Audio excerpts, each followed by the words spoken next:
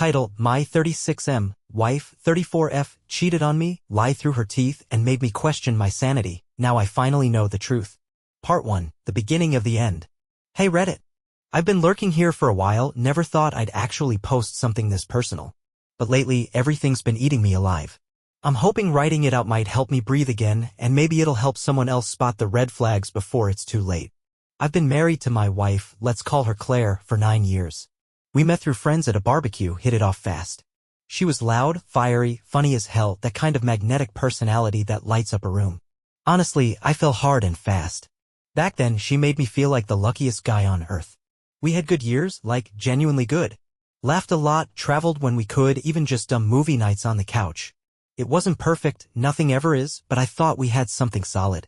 I make decent money working in IT, she works in marketing, always bouncing around between projects, sometimes freelancing. The flexibility seemed to suit her, but looking back now, maybe it just made it easier to hide things. The first sign something was off? I couldn't even tell you the exact moment. It was more like a slow shift. Like she just unplugged from our marriage. She started spending more time working late or going to networking events. At first, I didn't question it, hell, I even encouraged it. I thought she was just trying to build her freelance portfolio again after a few slow months. Then came the phone. That thing never left her side. Like, she'd take it into the bathroom, keep it face down all the time, suddenly had a password. If I even glanced at it, she'd get weirdly defensive.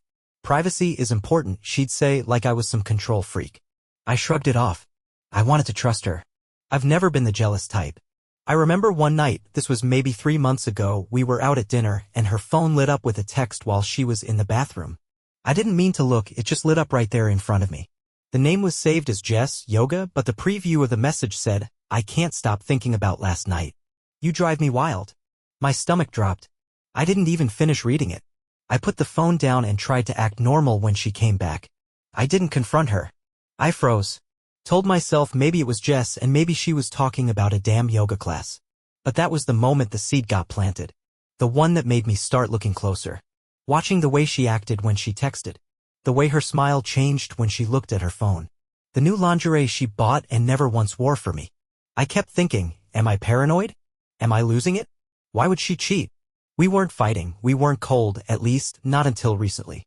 She still kissed me goodbye in the morning. Still laughed at my dumb jokes. Still called me babe. But something was wrong. And I couldn't shake the feeling that I was being played. That's when I decided to find out the truth. Part 2, The Rabbit Hole. After the text from Jess Yoga, I couldn't shake it. I kept replaying it in my head, I can't stop thinking about last night. You drive me wild.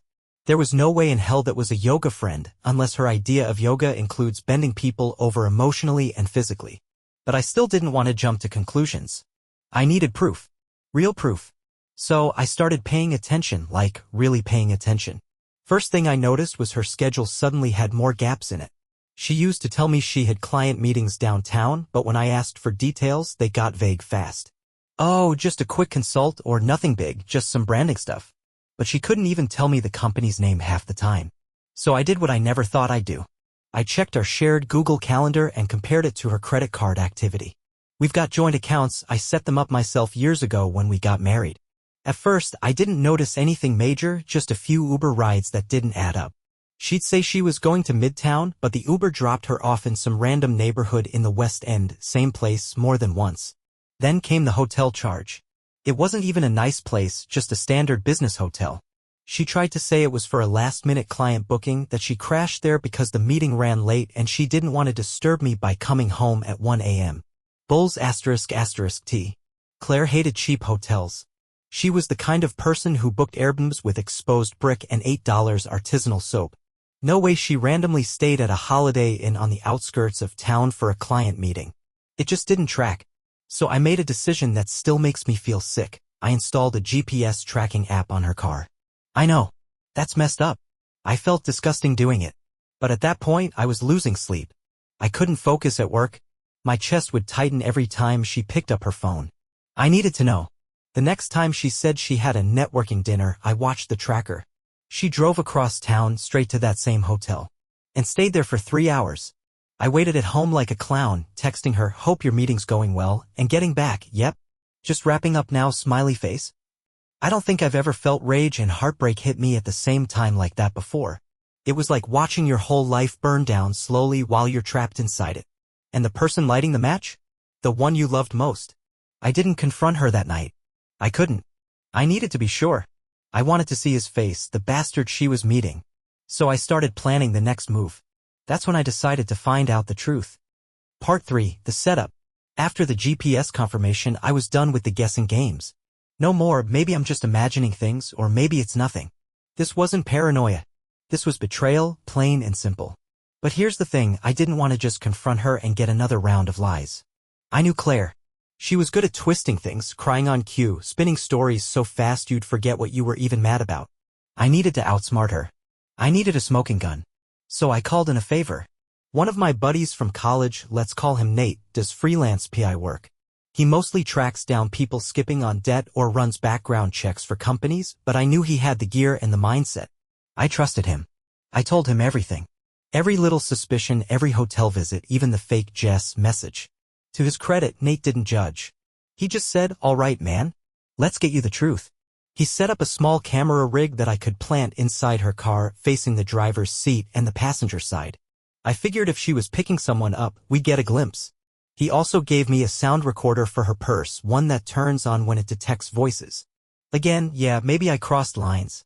But at that point, I didn't give a damn about being the nice guy anymore.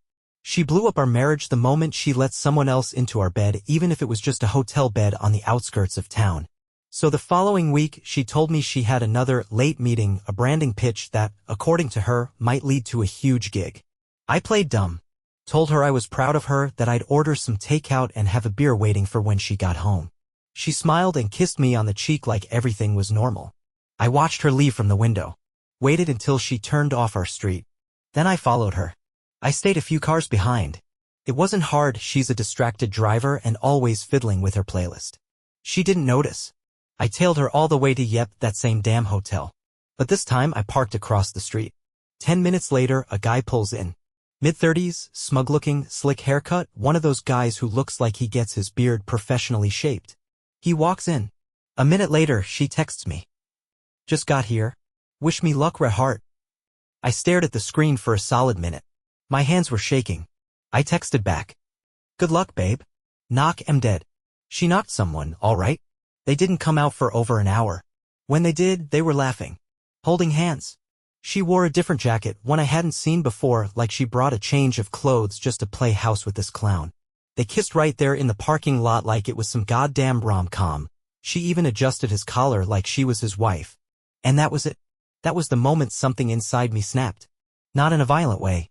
Not in a flip-out and punch-a-wall kind of way. No. It was quiet. Cold. Like this eerie calm just settled over me. I finally had what I needed. She wasn't mine anymore. She hadn't been for a while. That's when I decided to find out the truth. Part 4, the confrontation. I didn't say anything that night. She came home around 11:30 p.m., right on schedule, looking flushed and tired. She tossed her bag on the couch, kicked off her shoes, and plopped down next to me like nothing had happened. I handed her a glass of wine I'd poured an hour earlier and said, "How was the pitch?" She smiled like I was just some clueless puppy and said, "Really good, actually. I think they're interested. Might be some back and forth this week, but I'm feeling confident." I nodded. Glad to hear it. She leaned over and kissed me just a peck and then started scrolling through her phone. I just stared at her, really looked at her. This woman I thought I knew, sitting next to me like she hadn't just had someone else's hands all over her. My stomach turned. But I waited. Because I wanted it to land hard. The next morning, she was already gone when I woke up. Probably back to him. I didn't even care at that point. I spent the day gathering everything, the footage from the car cam, audio from the recorder in her purse, screenshots of messages she stupidly didn't delete from her iCloud. I had a digital mountain of receipts. And then I printed them. All of them. Put them in a nice little folder. Labeled it for Claire. Petty? Maybe. But I was done playing the fool.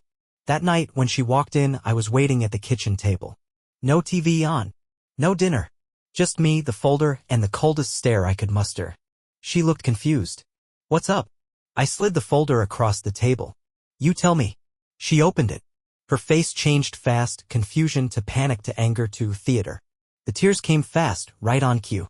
She didn't even deny it at first, just went straight into. I didn't mean for this to happen. I was just lonely. I didn't feel seen anymore. Scene? This woman was out of the house more than she was in it. I practically begged her to spend time with me the past few months. I was the one holding things together. I made her coffee every morning, rubbed her back when she was stressed, told her she was beautiful even when she acted cold and distant. She went on, rambling. It was just a few times, it didn't mean anything, he was a mistake, I still love you. And then, I swear to God, she tried to blame me. You're always so calm, so stable, sometimes I just needed fire, you know? Fire? Like burning down our marriage for a dopamine hit? I asked her straight, how long? She looked away. I asked again. She whispered, 6 months. 6 months. That was it. No more talking. No more pretending. I stood up, grabbed my keys and said, I'm staying at Nate's for a few days. Don't contact me. She screamed, cried, begged. Tried to block the door. I walked right past her. Part 5, The Crash. When I got to Nate's place that night, I didn't even speak for the first half hour. Just sat on his beat-up couch, staring at the wall like a ghost. He handed me a beer and said nothing, just let me be. And that silence? It hit harder than her screaming. It was like everything finally caught up with me. I wasn't mad anymore. Not in that burning, raging way I had been the night before. I was empty. Hollowed out. Like someone reached inside and scooped out everything I thought I was, everything I thought we were. I didn't sleep that night. I laid there on the guest mattress, staring at the ceiling, running through every memory, every kiss, every I love you that now felt like a con. Was it all fake? Was she already cheating when we went to that cabin last fall? Did she laugh with him the way she used to laugh with me? It's wild how betrayal doesn't hit all at once. It creeps in like mold. You notice one black spot and suddenly the whole damn wall is rotten. The next day she texted me nonstop. Paragraphs. Apologies. Promises to change. Said she'd cut off contact with him, go to therapy, fight for us. But I wasn't ready to hear any of it. I just kept thinking about how easily she lied. How natural it seemed to her. One night, when I was scrolling back through her texts, yeah, I know, unhealthy, but I needed to see it, I found a message she sent him after one of their hookups. It said, he has no clue. I kissed him goodnight and climbed into bed like a good little wife face with ears of joy. That message broke something in me. Not just because it confirmed the physical betrayal, I already knew that. But the mockery in it. The laughing behind my back. Turning me into some blind idiot in their private little joke. That part gutted me. I didn't tell anyone for a few days. Not my parents, not even my brother. I just shut down. Went to work, came home to Nate's, went through the motions. Some nights I cried. Other nights I just felt nothing. Like I was watching my life from outside my body. And the worst part? I still missed her. That's the part people don't talk about. You can hate what someone did, you can know they wrecked you, and still find yourself craving their voice, their smell, the stupid little things. I'd wake up and reach for her out of habit. I'd hear a song she loved and feel my chest cave in. That's the emotional hangover of betrayal. It doesn't make sense.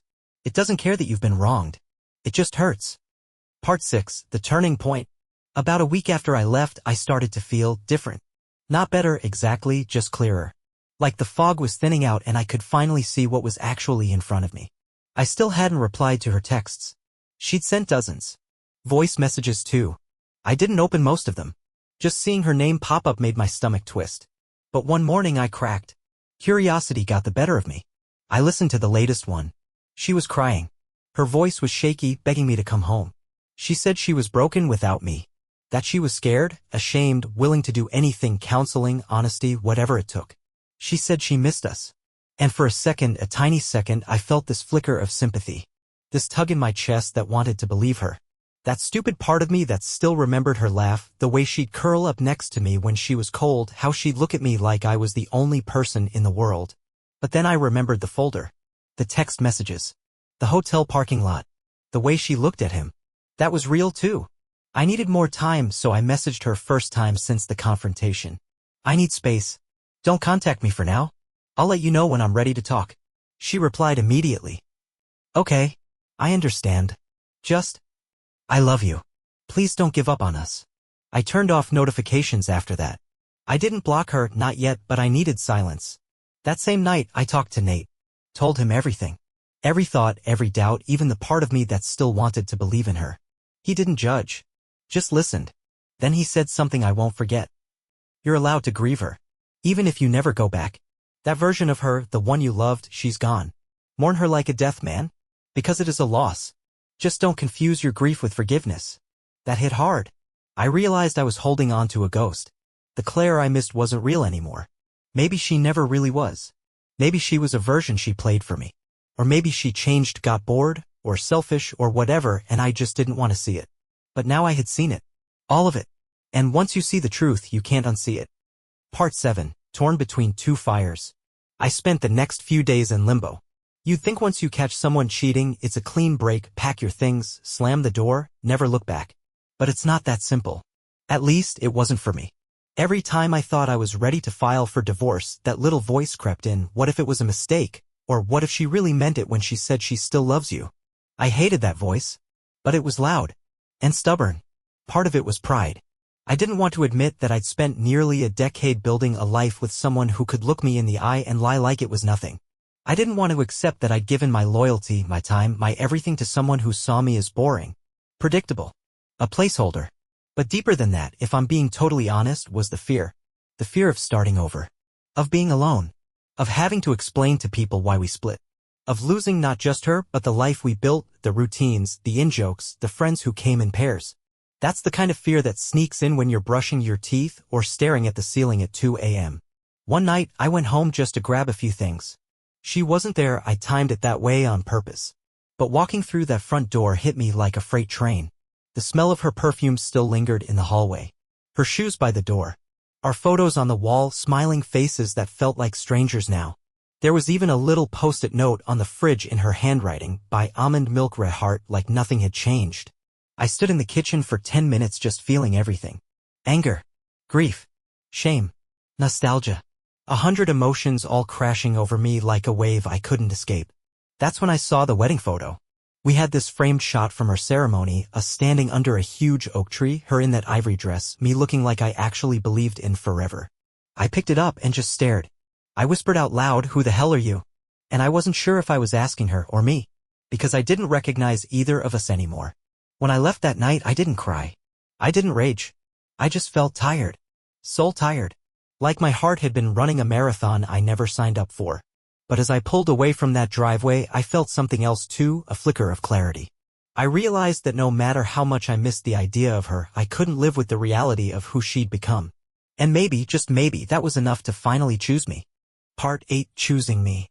The morning after that visit home, I woke up with a strange sensation. Not peace exactly, but a quiet. A stillness in my chest that hadn't been there in weeks. I stood in front of the mirror, looked at myself and said, "You didn't deserve this." I must have repeated it 5 or 6 times. Not loud, just enough for my own ears. It felt weird at first, like I was play-acting some therapy exercise I'd seen on YouTube. But then it started to stick. Because it was true. I didn't deserve to be lied to. I didn't deserve to be mocked behind my back. I didn't deserve to be someone's safe option while they went out chasing thrills on the side. I was a husband, not a doormat. And I had given Claire everything: time, effort, loyalty, forgiveness. After small betrayals I now realize were practice runs for this one. Looking back, there were other lies. Little ones. White lies that I brushed off. Times she flirted a little too long with guys in bars. Flimsy explanations about where she'd been when she got home late. But I gave her the benefit of the doubt. Because that's what love does. Right? No more. That day, I called a divorce attorney. The conversation was short. I explained the situation, sent over the evidence I had, and they said, "Honestly, this won't be difficult. You have a clear case." Something about that sentence made me feel both vindicated and completely hollow. I told Nate that night, and he nodded. "Good," he said. "You need out. You're bleeding out trying to patch up something that's already dead." Claire didn't take it well when I finally told her. I agreed to meet her in a public place, a small cafe we used to go to. I picked it because I didn't want a scene. Turns out I underestimated her dramatic streak. She cried, loudly, called me cold, said I was throwing away everything over a mistake, that people work through these things. I said, people work through problems, not betrayal, not mockery, not 6 months of deception. She asked if we could do therapy. I told her therapy only works if both people want to save something worth saving. And I didn't even recognize what we had anymore. That was the last time I saw her in person. After that, it was just lawyers and documents. And despite how final it all was, I felt lighter. Every step I took away from her was a step back toward myself. The me I'd lost while trying to please someone who couldn't even stay faithful. Part 9. Finding myself in the ruins. It's wild how fast things can change once you finally stop holding on to something that's already broken. For the first time in what felt like years, I started thinking about myself again. Not just how to keep Claire happy or how to keep the relationship afloat. Just me. I went for a run that week. Nothing fancy, just around the neighborhood. It was cold, and my lungs burned like hell. But it was the first time in weeks I'd felt my own body doing something that wasn't just surviving. I ran until my legs gave out, then I sat on a bench and just breathed. And in that moment, I felt something I hadn't felt in a long time. Control. Claire no longer controlled my peace. Her texts didn't trigger panic attacks. Her tears didn't guilt-trip me. Her silence didn't mean anything anymore. She had lost that power. The one I'd unknowingly handed her, piece by piece, every time I overlooked something small. And with that loss of power came clarity. I started seeing everything differently. The way she always made me feel like I was too boring, too passive, too steady. The way she flirted just a little too openly in front of me and called it harmless. The way every disagreement somehow became my fault, because I misunderstood her or took it too seriously. It was like I'd been under some spell, and it finally broke. And as brutal as that betrayal was, I'm weirdly thankful for it. Yeah, I said it. Not because I deserved the pain, hell no, but because I think I needed something that big to finally wake me up. If she hadn't cheated, I probably would have kept trying, kept pushing, kept draining myself for a woman who had checked out of our marriage a long time ago. Now, I've got a lawyer who knows what he's doing, a support system in Nate and my brother, and I'm starting to build a life without her in it. A real one. Honest. Quiet maybe, but peaceful. I started journaling, cooking my own meals. I even signed up for a photography class. Something I used to love but stopped doing because Claire said it was too time-consuming. Funny, considering how much time she apparently had for her little hotel dates. I won't lie and say I'm healed. I'm not. I still wake up some nights angry as hell. Or worse, missing the version of her that probably never even existed. But that's okay. Healing isn't linear. Some days you miss the lies because they were comfortable. But other days, you remember the truth. And you're grateful for it. Part 10, Closing Doors. A few weeks after we started the divorce paperwork, Claire emailed me. Not texted. Not called. An email. Subject line, please read. I sat there, staring at it for 5 minutes before I even clicked. It was a long message, like novel long. She went through everything. Her childhood trauma.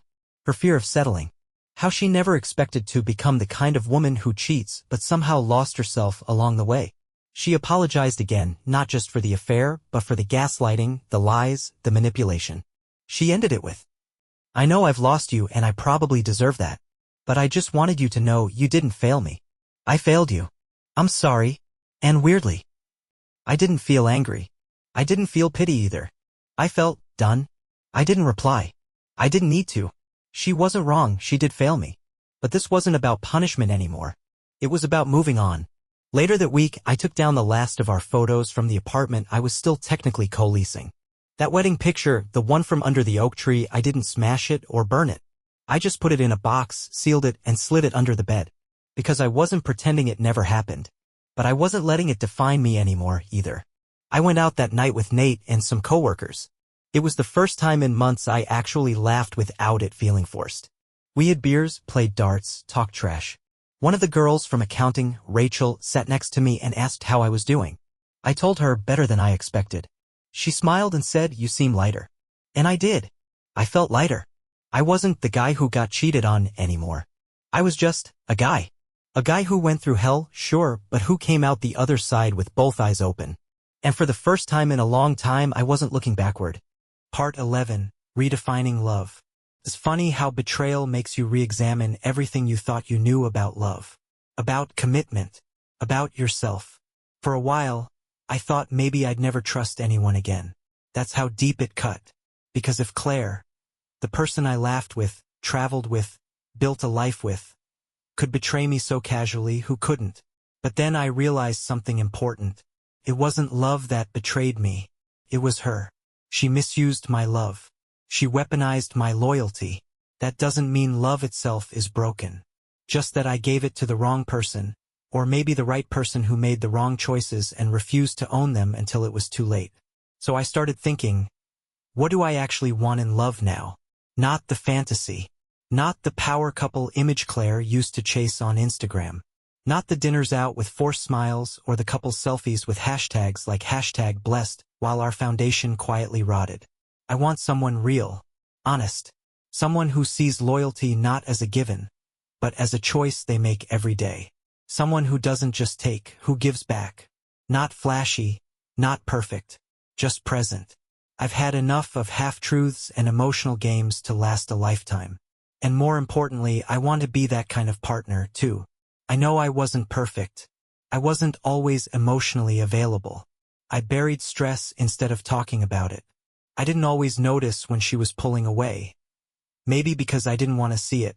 Maybe because I believed too much in the version of us that existed in my head. But I've grown.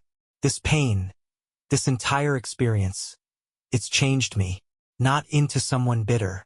Not into someone paranoid, but into someone awake. I've learned that trust isn't about blind faith. It's about consistency, patterns, showing up when it matters. And if I ever let someone into my life again, it'll be with my eyes wide open. And if not, if I stay single for a long while, that's fine too. Because for the first time in years, I actually like being with myself. Part 12, Clearing the Ashes. About 2 months after the separation began, I officially moved out of our apartment. It wasn't dramatic. No slammed doors, no shouting. Just me, a few boxes, and a quiet elevator ride down to the parking garage. Nate helped with the heavy stuff like the desk and my old vinyl collection. He didn't say much, just gave me a nod when I stood there, looking up at the building one last time. I thought it would feel worse. But honestly, it felt like relief. Like finally exhaling after holding your breath for way too long. I left Claire a short note, not emotional, not petty. Just took my things. Wishing you peace. And I meant it. Not because I forgave her fully, but because I didn't want to carry the bitterness with me into the next chapter of my life. She could keep the furniture, the place, the memories. I was done building a future on top of someone else's lies. I moved into a smaller place across town, nothing fancy. Just a one-bedroom with creaky floors and sunlight that spills in through the kitchen in the mornings. It's quiet. It's mine. There's no ghost of her perfume. No photos on the fridge. No secrets hiding in the laundry pile. It's a space to rebuild. To reset. The first thing I did after unpacking was toss every leftover reminder of her. The hoodie she left in my drawer. The coffee mug with our initials. That stupid travel journal we never finished. I dropped them all in a donation box and drove them away without hesitation. And when I got back, I played music. Loud. I cooked a steak dinner just for me. Opened a bottle of red wine. Sat on the balcony and just existed. And in that moment I realized something. This wasn't the end. It was a beginning. There was life after her. A whole damn world, actually. And slowly that world was opening up again. Part 13, The Fade. It's strange how the memories start to fade, not all at once, but piece by piece. I don't remember the sound of her laugh anymore. Not clearly, anyway. It used to echo in my head constantly, especially in the early days after I found out. Yeah? It's just static. A blur. Same with the scent of her shampoo. The way she used to hum when she got dressed. The way she'd steal the blankets and deny it in the morning. All those details that once made her real to me, they're fading like old ink on paper. And honestly, it feels like freedom. The other day, I ran into someone who knew us both. A mutual friend from one of those double-date game nights we used to host. She looked surprised to see me, probably didn't expect me to look so okay. She asked, "So how are things?" And for the first time in ages, I answered honestly. Better than they've been in a long time. Because they are. I started hiking again. Picked up photography where I left off years ago. Even signed up for a weekend retreat in the mountains next month, something Claire would have rolled her eyes at because it wasn't efficient. Efficient. That was her favorite word. Everything had to be optimized. Perfect. Instagram-worthy. Even our relationship became more about appearances than connection. I used to think it was just her personality, but now I see it for what it was: control. Image over intimacy. Not anymore. Now I wake up when I want, eat when I want, read books without someone scoffing that I always pick the boring ones. My space is my own, my thoughts are mine, and there's a peace in that I didn't know I was missing until I finally had it. I haven't dated yet. Not because I'm afraid, but because I'm finally enjoying being alone. Truly alone. Not the lonely kind, the free kind. No pretending, no walking on eggshells, no second-guessing everything I say or do. And Claire? She's become what she deserves to be in my life, a lesson. Not a story I keep retelling. Just a chapter I finished. Part 14, looking back without breaking. I took a walk this morning. No destination. Just me, the sunrise, and a thermos of black coffee. It's been a few months now since everything went down. And today, for the first time, I realized I hadn't thought about Claire once this week. Not in passing. Not in a dream. Not while cooking or doing laundry or brushing my teeth. And that silence? It was beautiful. I used to carry her everywhere even after she burned me. She was like smoke in my lungs. Now she's gone. The air is clear. But what really hit me this morning was this. I'm not angry anymore. I'm not sitting here fantasizing about revenge or wishing I could go back in time and rewrite history. Because honestly, I wouldn't. As messed up as it sounds. I'm grateful it happened the way it did. Not grateful that she cheated, let's be clear, that was cowardly, cruel, and toxic. But grateful that I found out. Grateful I didn't spend another year, another decade, living in that slow rot, telling myself maybe this is just what love becomes after a while. No. Real love doesn't lie behind your back and kiss someone else in hotel parking lots. Real love shows up. Every damn day. And I've learned that I'm worthy of that kind of love, not the performative, conditional, manipulative kind she offered. I've learned that silence can be healing, not empty. That solitude isn't punishment, it's power. That walking away doesn't make you weak. It means you finally stood up for yourself. Most importantly, I've learned this. Your peace is never worth trading for someone else's chaos. So, if you're reading this and you're where I was, doubting your gut, questioning your worth, begging for scraps of affection from someone who only takes, hear me now. You are not crazy. You are not too much. You are not broken. You're just with the wrong person. And it's okay to let go. It's okay to start over. It's okay to choose yourself. I did. And I'm still here. Stronger than ever. Part 15, the last word. So here we are. The end of the story. Or maybe the beginning of a better one. It's been months now since Claire and I split for good. The paperwork's done. No more lawyers. No more, maybe we can fix this messages. No more shared anything. And I'm okay. Actually, I'm better than okay. I'm free. I'm steady. I'm me again. I wish I could go back in time and talk to the version of me who first saw that suspicious text message. The one who brushed it off, who wanted so badly to believe in her goodness that he ignored the screaming in his gut. I'd tell him, it's not your fault. I'd tell him, trust your instincts. I'd tell him, you deserve better and you'll find it, but first you've got to save yourself. If you're reading this and going through something similar, here's what I've learned, the real stuff, not the sugar-coated advice people throw at you when they don't know what else to say. 1. Your gut is rarely wrong. When things don't add up, when the energy shifts, when you start to feel like a stranger in your own relationship, pay attention. That's your inner compass trying to wake you up. 2. Lies are poison. Even the little ones. If someone makes you feel guilty for asking questions, if they dodge answers or flip the blame, you're being manipulated. That's not love. That's control. 3. Closure isn't a conversation. It's not something they can give you. Sometimes the only closure you get is knowing the truth, walking away, and rebuilding on your own terms. 4. Healing isn't pretty. You'll cry at 3 a.m. You'll miss the idea of them even if the reality was toxic. You'll want to check their socials, call them, scream at the universe. That's all part of it. Let yourself feel it, just don't live there. 5. You will love again. Maybe not today. Maybe not for a while. But eventually someone will come along who doesn't make you question your worth. And more importantly, you'll love yourself enough not to settle for anything less. Claire? She's a scar now. Not a wound. A reminder of what I survived, not something that still bleeds. I don't need revenge. I don't need her to suffer. I just need to keep growing. Keep choosing peace. Keep becoming the man I'm proud to be, the man she couldn't break. If you made it this far, thank you for reading. Seriously. Writing this helped me more than I expected. And maybe, just maybe, it helped one of you too. Because if there's one thing I know for sure now, it's this. You are not alone. And you're going to be okay. I promise.